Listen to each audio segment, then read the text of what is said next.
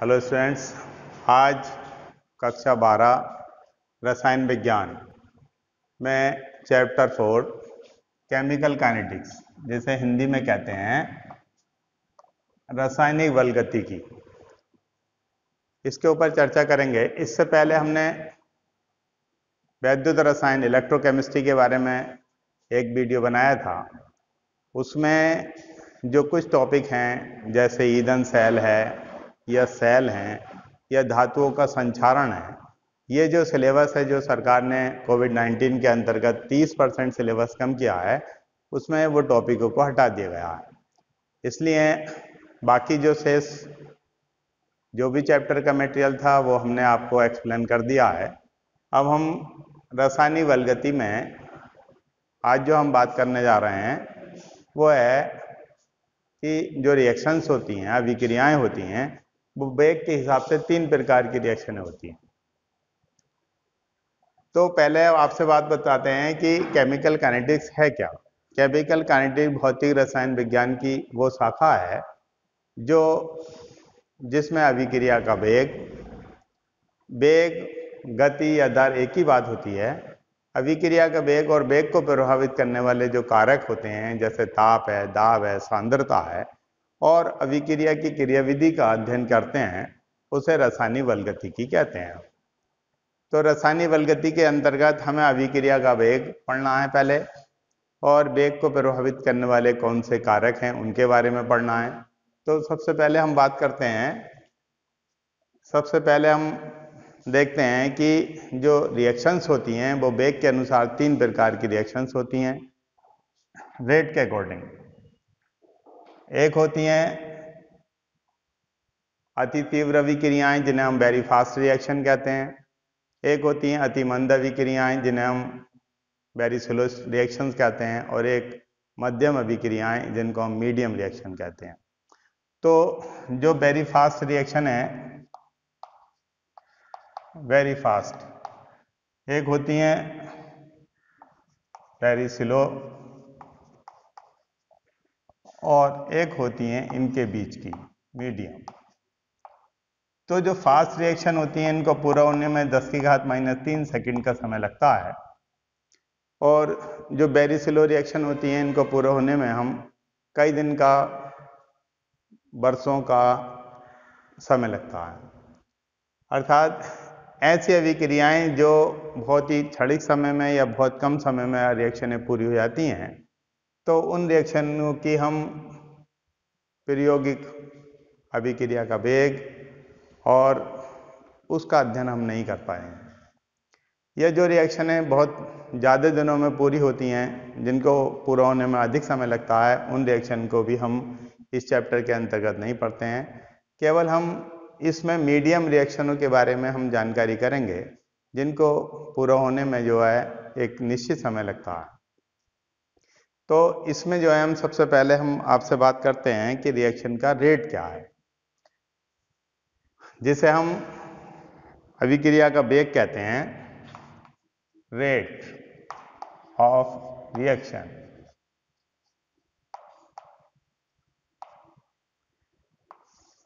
जो रिएक्शन का जो रेट होता है वो क्या होता है। सपोज कीजिए हमारे पास एक कोई केमिकल रिएक्शन है, इससे बी प्रोडक्ट बन रहा है। ये हमारे पास रिएक्टेंट है और ये हमारे पास प्रोडक्ट है।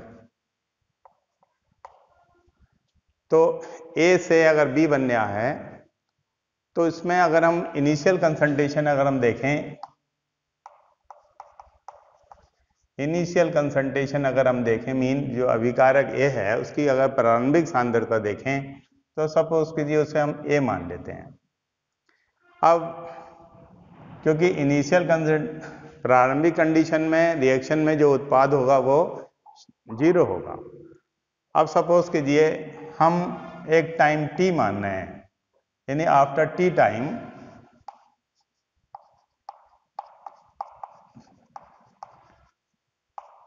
कंसंट्रेशन देखें अगर रिएक्टेंट की, तो सपोज कीजिए ए, जो रिएक्टेंट ए का जो टोटल कंसंट्रेशन ए है, उसमें से एक्स अगर उत्पाद बना लेता है, इन x मात्रा अगर उत्पाद में चेंज हो जाती है, तो हमारे पास t समय के बाद उसकी जो a की जो मात्रा होगी वो a माइनस एक्स होगी।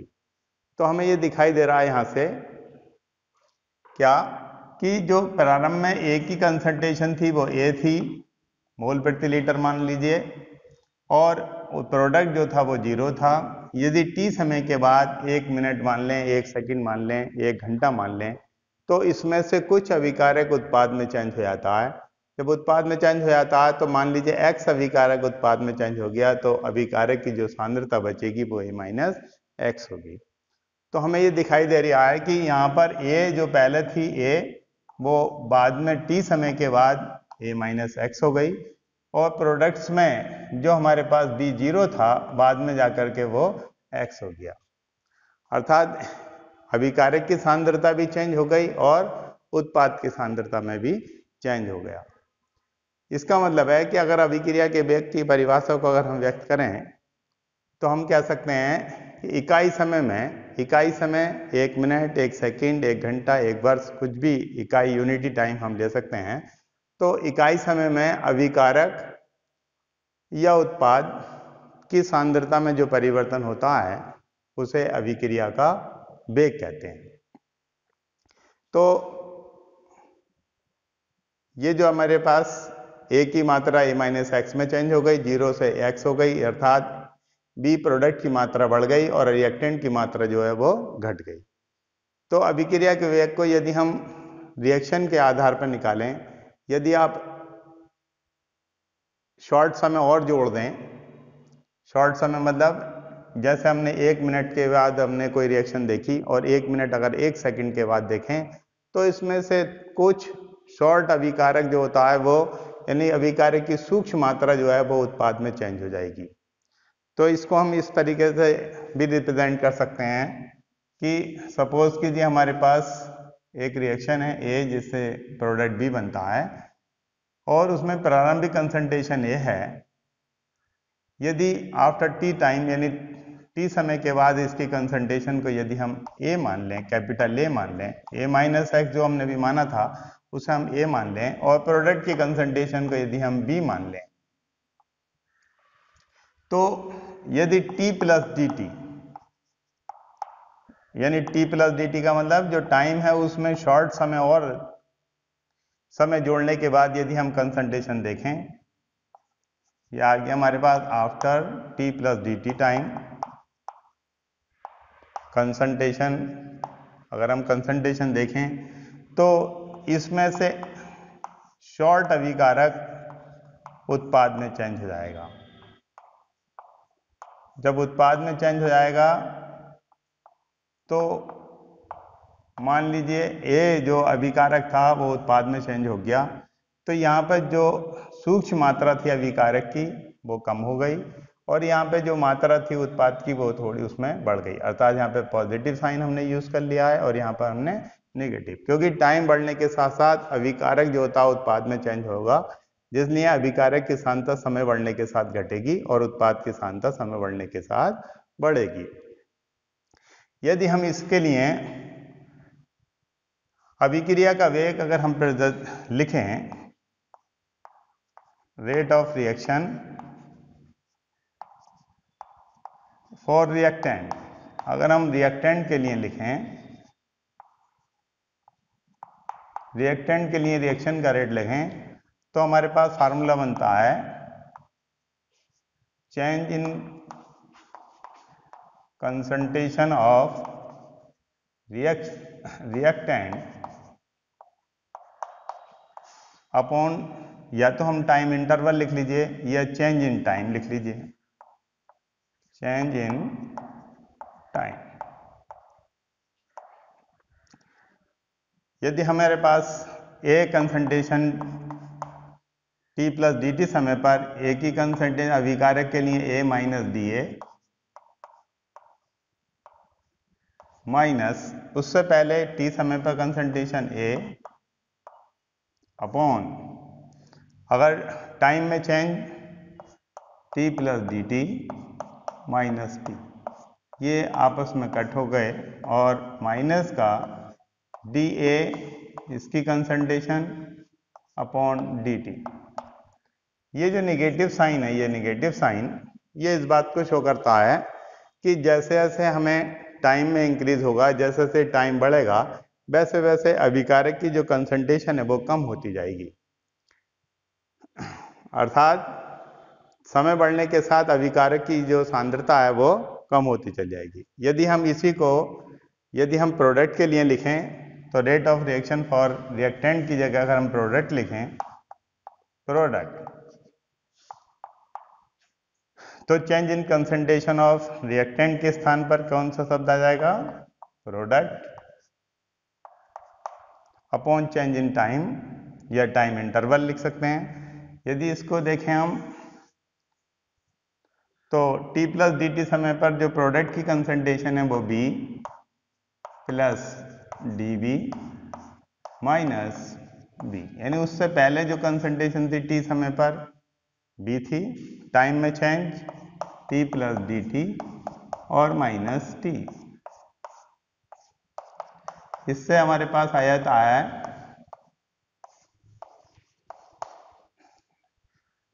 dv अपॉन dt, और साइन काय का चिन्ह आता है पॉजिटिव। पॉजिटिव साइन इस बात को इंडिकेट करता है कि जैसे जैसे समय बढ़ेगा, जैसे जैसे समय बढ़ेगा वैसे वैसे उत्पाद की कंसंट्रेशन बढ़ती जाएगी। तो इस प्रकार से हमने देखा कि समय बढ़ने के साथ साथ अभिकारक की सांद्रता घटती है और उत्पाद की सांद्रता जो होती है वो बढ़ती है। यदि हम किसी भी रिएक्शन में अभिक्रिया के वेग और टाइम के बीच में, यानी कंसंट्रेशन और टाइम के बीच में अगर हम ग्राफ खींचें तो क्या हमें ग्राफ में महसूस दिखाई देगा? इसके लिए देखिए, ये हमने कंसंट्रेशन, ये रिएक्टेंट के लिए, प्रोडक्ट के लिए कुछ भी ले सकते हैं, और ये हो गया टाइम, यानी कि समय और सांद्रता के बीच में यदि ग्राफ खींचें तो ये जीरो कंडीशन है, यानी जीरो कंसंट्रेशन जीरो है, यहाँ पे टाइम भी जीरो है। तो क्या होगा कि ये जो है रिएक्टेंट,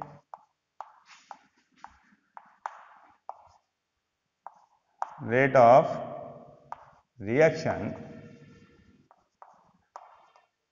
और रिएक्टेंट, यानी अभिक्रिया के वेग, अभिकारक के लिए अभिक्रिया का जो वेग होगा, अभिकारक की जो सांद्रता है वो जैसे जैसे समय आगे की तरफ बढ़ेगा तो वैसे वैसे अभिकारक की सांद्रता जो है वो कम होती जाएगी, क्योंकि इसके लिए जो साइन आया था minus D A upon D T. यदि हम प्रोडक्ट के लिए लें, यानी अगर प्रोडक्ट के लिए देखें तो प्रोडक्ट के लिए हमारा जो ग्राफ है वो इस तरीके से हमें प्राप्त होता है। यह है rate of reaction for products और प्रोडक्ट, अर्थात उत्पाद के लिए अभिक्रिया का वेग। तो उत्पाद के लिए जो साइन था वो पॉजिटिव था, dp अपॉन dt। तो जैसे जैसे हमारे पास समय आगे की तरफ बढ़ रहा है, जैसे जैसे समय आगे की तरफ बढ़ता चला रहा है, वैसे वैसे उत्पाद की कंसंट्रेशन बढ़ती चली जा रही है। तो इस प्रकार से हम अभिक्रिया के वेग को ग्राफ के माध्यम से देख सकते हैं कि समय माइनस का जो साइन है वो समय वृद्धि के साथ अभिकारक की सांद्रता घट रही है, और पॉजिटिव साइन का मतलब है कि समय वृद्धि के साथ उत्पाद की सांद्रता बढ़ती है। इसके अलावा अभिक्रिया के और भी वेग होते हैं। अभिक्रिया का एक वेग होता है जिसे ताक्षणिक अभिक्रिया का वेग कहते हैं, अंग्रेजी में इंस्टेंटेनियस रेट ऑफ रिएक्शन कहते हैं। इंस्टेंटेनियस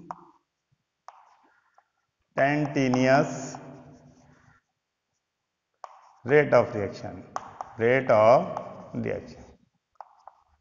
अभी हमने रेट ऑफ रिएक्शन की बात करी है कि रिएक्शन, रेट ऑफ रिएक्शन में क्या होता है, इकाई समय में अभिकारक की सांद्रता में या उत्पाद की सांद्रता में जो परिवर्तन होता है उसे अभिक्रिया का वेग कहते हैं।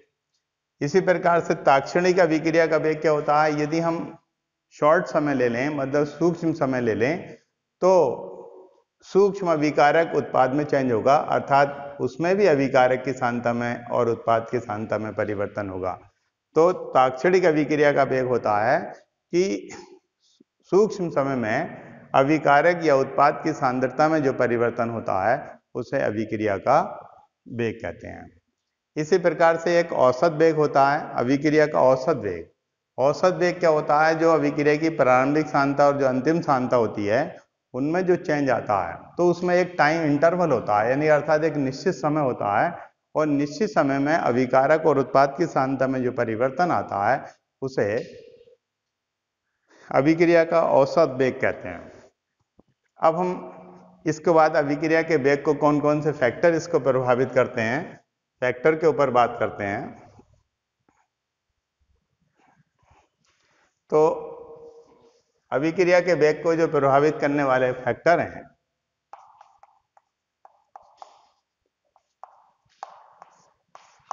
तो उसमें सबसे पहला जो हमारा फैक्टर आता है वो आता है टेम्परेचर, मीन ताप। यदि हम ताप की बात करें तो ताप बढ़ाने से अभिक्रिया का वेग बढ़ जाता है। क्यों बढ़ जाता है? क्योंकि ताप बढ़ाने से यदि हम किसी भी रिएक्शन में अभिकारकों को गर्म करते हैं तो अभिकारक ऊष्मा को एब्जॉर्ब करते हैं और ऊष्मा एब्जॉर्ब करके एक्टिव मॉलिक्यूल्स में परिवर्तित हो जाते हैं। मीन अभिकारक जो होते हैं ऊष्मा को ग्रहण करके एक्टिव मॉलिक्यूल्स में चेंज हो जाते हैं, और जब एक्टिव मॉलिक्यूल्स का नंबर बढ़ जाता है तो उससे अभिक्रिया का वेग बढ़ जाता है। एक्टिव मॉलिक्यूल्स का मतलब सक्रिय अणु बढ़ जाते हैं। यदि हम दूसरी बात देखें, concentration of reactant, concentration of reactant, अभिकारकों की सांद्रता। अगर हम अभिकारक की सांद्रता बढ़ा दें, सपोज कीजिए हमारे पास एक कोई कंटेनर जिसमें हम रिएक्शन कर रहे हैं, उसमें जो सांद्रता थी वो 50 ग्राम प्रति लीटर है, और उसके बाद में यदि हम उसी रिएक्शन को, जिसकी सांद्रता हमारे पास 250 ग्राम प्रति लीटर है, तो इसमें जो 50 ग्राम में जो अभिकारक अणु थे और जो 250 ग्राम में अभिकारक अणु हैं, उनमें अभिकारक अणुओं की संख्या ज्यादा होगी, और अभिकारक अणुओं की संख्या जब ज्यादा होगी तो वहां पर अभिक्रिया का जो वेग है वो ज्यादा होगा। कहने का मतलब यह है कि अभिकारकों की सांद्रता बढ़ाने से अभिक्रिया का जो वेग बढ़ जाता है। इसके अलावा तीसरा पॉइंट आता है हमारे पास प्रेशर। तो प्रेशर का जो इफेक्ट होता है वो हम गैसेस रिएक्शन पे अप्लाई कर सकते हैं। जो गैसीय रिएक्शन है हमने पढ़ चुके हैं कि जो गैसीय रिएक्शंस होती हैं उसमें जो रिएक्टिव मॉलिक्यूल्स होते हैं वो दूरी पर रहते हैं, और यहाँ पे यदि का अगर आप कोई प्रेशर अप्लाई करते हैं तो प्रेशर गैस पे जब अप्लाई करते हैं तो वॉल्यूम में क्या आ जाती है? कमी आ जाती है। और वॉल्यूम में जब कमी आती है तो लाशातेली का नियम कक्षा 11 में हम पढ़ चुके हैं कि रिएक्शन का अगर दाब बढ़ाया जाता है तो रिएक्शन उधर शिफ्ट हो जाती है जिधर की वॉल्यूम घटता है। इसका मतलब जो गैसेस रिएक्शंस होती हैं, यदि हम उन पर वॉल्यूम, अगर उन पर प्रेशर अप्लाई करें तो वॉल्यूम में कमी आ जाएगी, और जब वॉल्यूम में कमी आएगी तो फिर रिएक्शन उसी डायरेक्शन में शिफ्ट हो जाएगी जिससे अभिक्रिया का वेग बढ़ जाएगा। चौथा पॉइंट साथ हमारे पास आता है surface area of the reactants. Surface area of reactant mean अभिकारकों का पृष्ठीय क्षेत्रफल। अगर अभिकारकों का पृष्ठीय क्षेत्रफल मतलब यदि हम अभिकारकों का पृष्ठीय क्षेत्रफल बढ़ा दें तो भी रिएक्शन का रेट बढ़ जाता है। रिएक्शन का रेट कैसे बढ़ जाता है? सपोज कीजिए आपके पास एक पाउडर है और एक बड़े बड़े किसी चीज के टुकड़े हैं। मान लीजिए एक लकड़ी का लट्ठा है, एक लकड़ी का बुरादा है।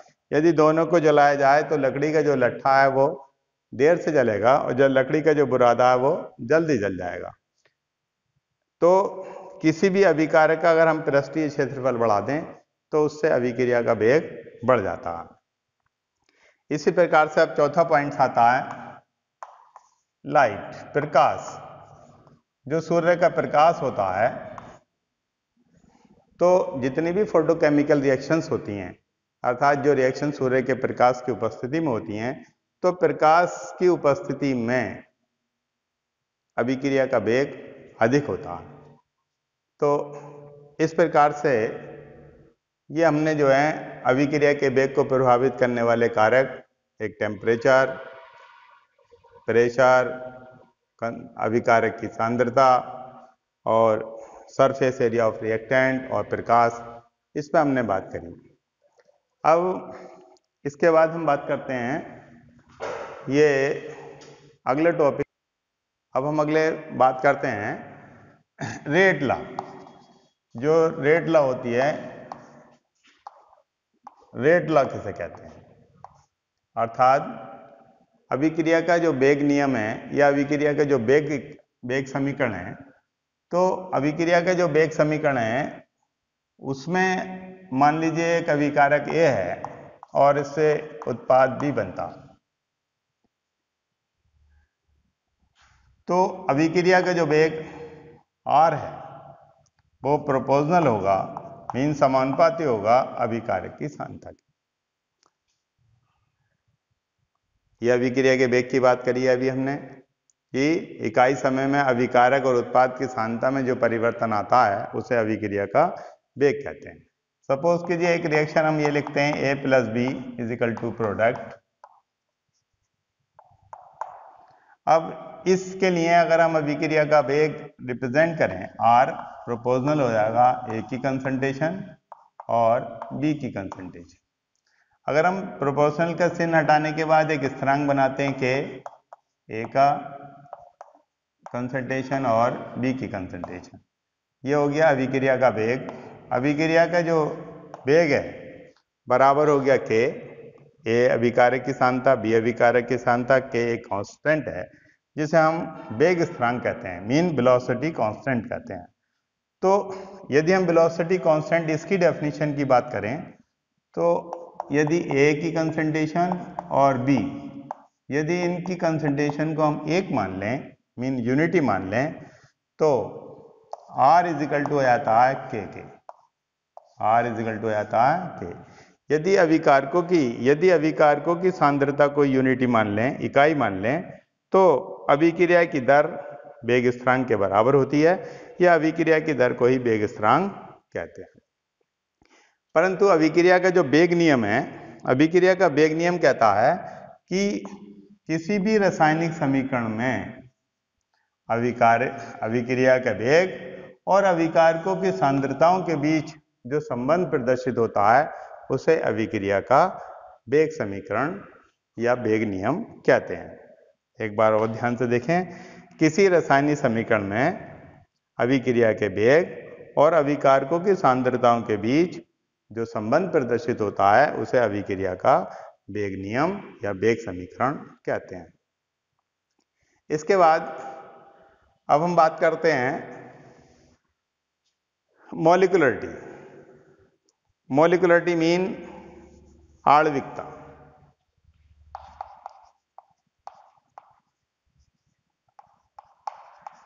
मॉलिक्यूलरिटी ऑफ रिएक्शन,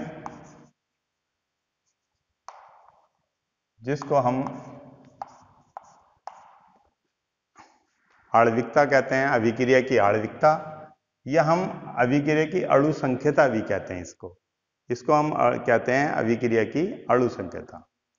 अब हम अभिक्रियाएं जो अगर हम देखें तो कुछ अभिक्रियाएं ऐसी होती हैं जो केवल एक स्टेप में पूरी होती हैं, उनको प्रारंभिक रिएक्शन, और ऐसी अभिक्रियाएं होती हैं जो कई पदों में पूरी होती हैं, मतलब 2 पदों में, 3 पदों में पूरी होती हैं, तो वो जटिल रिएक्शन के अंतर्गत होती हैं।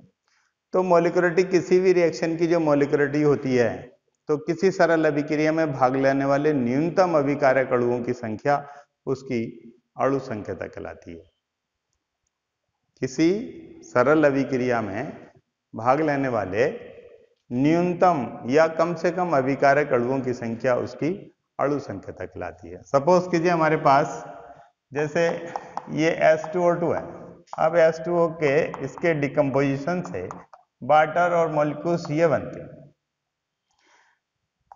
हाइड्रोजन पेरोक्साइड के डिकम्पोजिशन से वाटर और ऑक्सीजन बन रही है।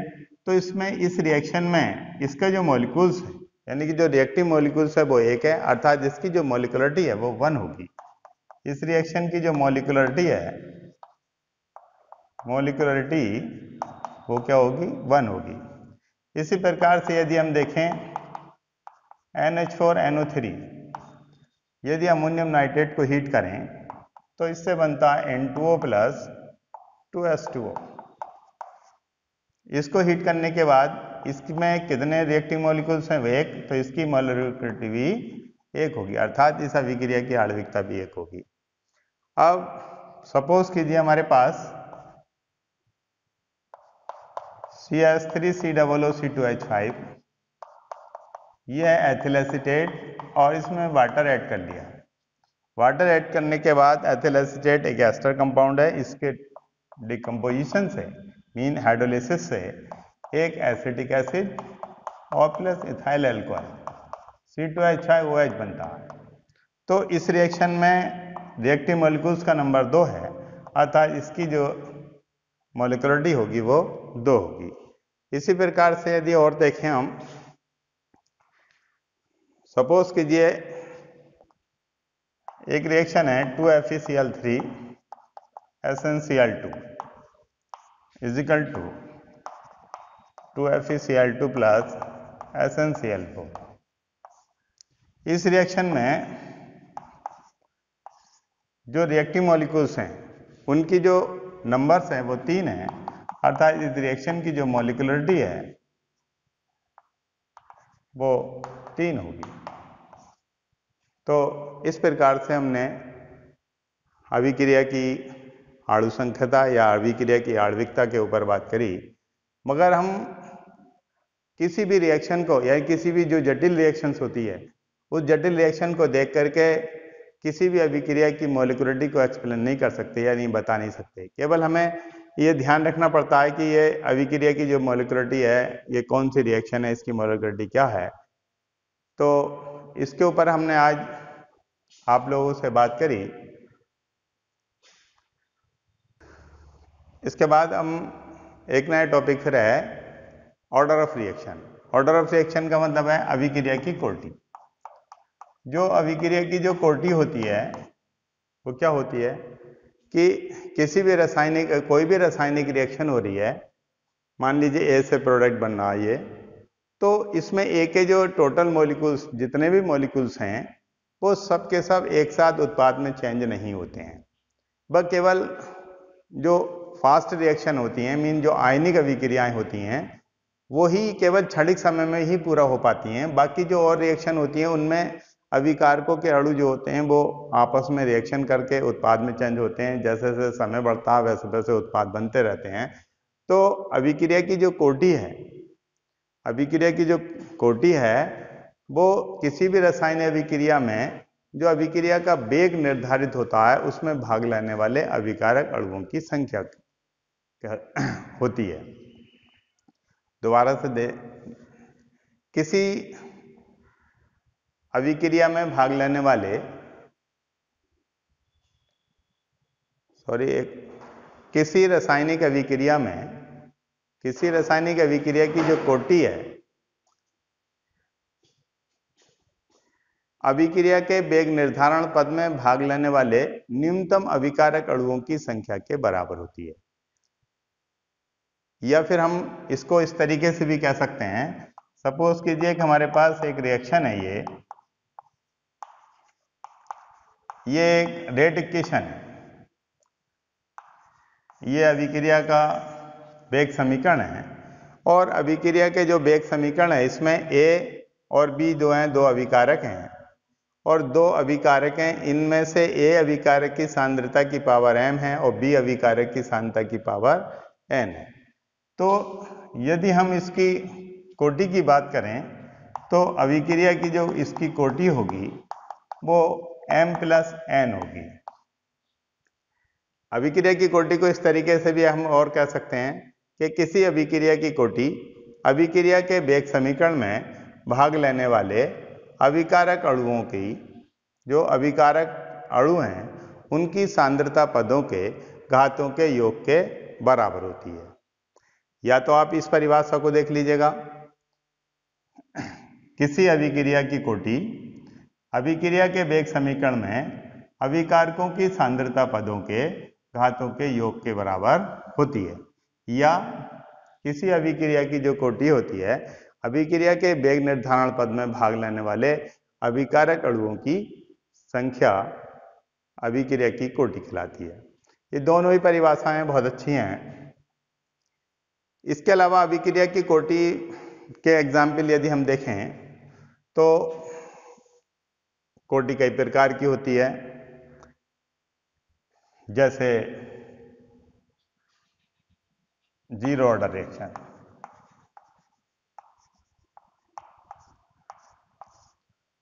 एक जीरो ऑर्डर रिएक्शन होती हैं, मतलब शून्य कोटि अभिक्रियाएं, एक प्रथम कोटि अभिक्रियाएं, एक द्वितीय कोटि अभिक्रियाएं, तृतीय कोटि अभिक्रियाएं।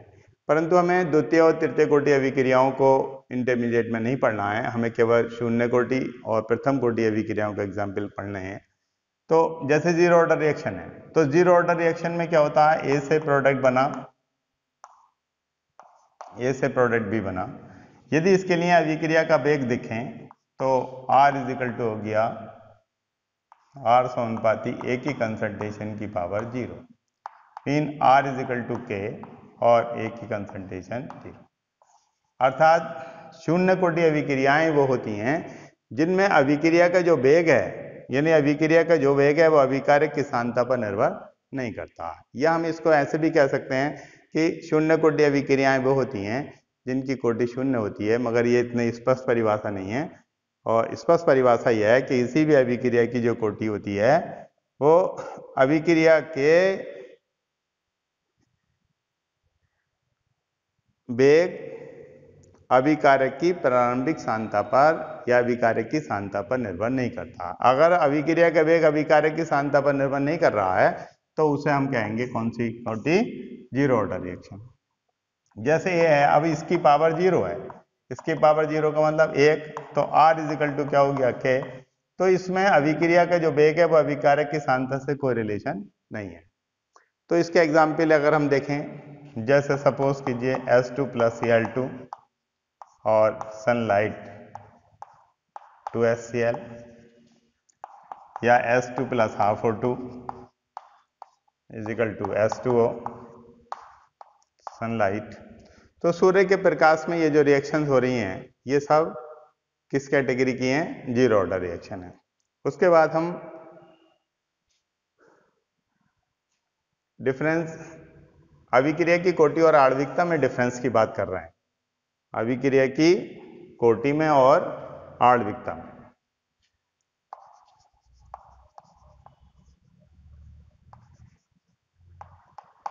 मोलिकुलरिटी ऑफ रिएक्शन और ऑर्डर ऑफ रिएक्शन।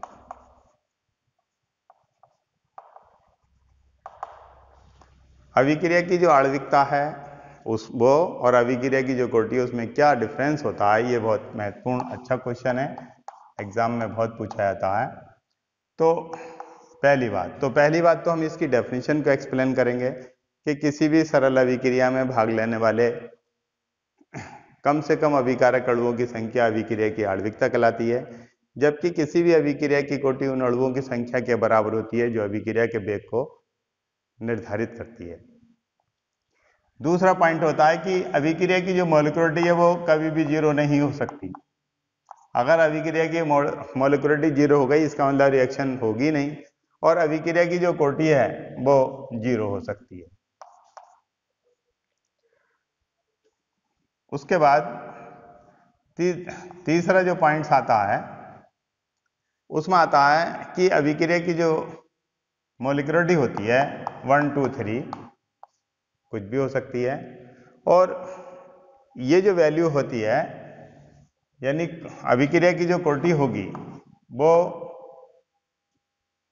कोई 0, पॉजिटिव यानी कोई भी होल नंबर हो सकती है, और अभिक्रिया की जो कोटि है वो फ्रैक्शनल वैल्यू भी हो सकती है, यानी किसी भी अभिक्रिया की जो कोटि होती है वो धनात्मक, ऋणात्मक और भिन्नात्मक भी हो सकती है। ये सदैव पूर्ण संख्या होती है, मीन ये जो है केवल पूर्णांक होती है, यानी पूर्णांक होती है। ये क्या होती है, पूर्णांक। ये जो होती है पॉजिटिव भी हो सकती है, निगेटिव भी हो सकती है, 0 भी हो सकती है, पीछे आ चुका है। परंतु अभिक्रिया की जो मॉलिक्युलरिटी है वो उसकी मैकेनिज्म यानी रिएक्शन की मैकेनिज्म के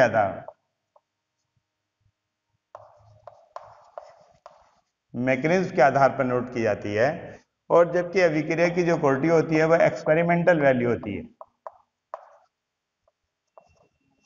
अर्थात प्रयोगों के द्वारा अभिक्रिया की आणविकता उसकी क्रियाविधि के आधार पर नोट की जाती है, जबकि अभिक्रिया की जो क्वालिटी होती है वो प्रयोगों के द्वारा निर्धारित की जाती है। और एक इंपॉर्टेंट बात आप ध्यान रखेंगे कि अभिक्रिया की जो आणविकता और जो कोटि है वो केवल समीकरण को देख करके व्यक्त नहीं की जा सकती। हर किसी भी रिएक्शन को देख करके किसी भी अभिक्रिया की आणविकता और उसकी कोटि हम नहीं बता सकते। अगर हमें अभिक्रिया की मॉलिक्युलरिटी निकालनी है तो हमें उसकी मैकेनिज्म पता होनी चाहिए, और अभिक्रिया की अगर हमें ऑर्डर कोटि निकालनी है तो हमें एक्सपेरिमेंट के बेस पे हम उसको निकाल सकते हैं। तो ये जो होते हैं हमारे पास अभिक्रिया की आणविकता और अभिक्रिया की कोटि में हमने डिफरेंस देखे। इसके बाद अब जो प्रथम कोटि अभिक्रिया का एक्सप्लेनेशन और जो बाकी टॉपिक हैं वो नेक्स्ट वीडियो में हम आपसे दोबारा से चर्चा करेंगे। जब तक के लिए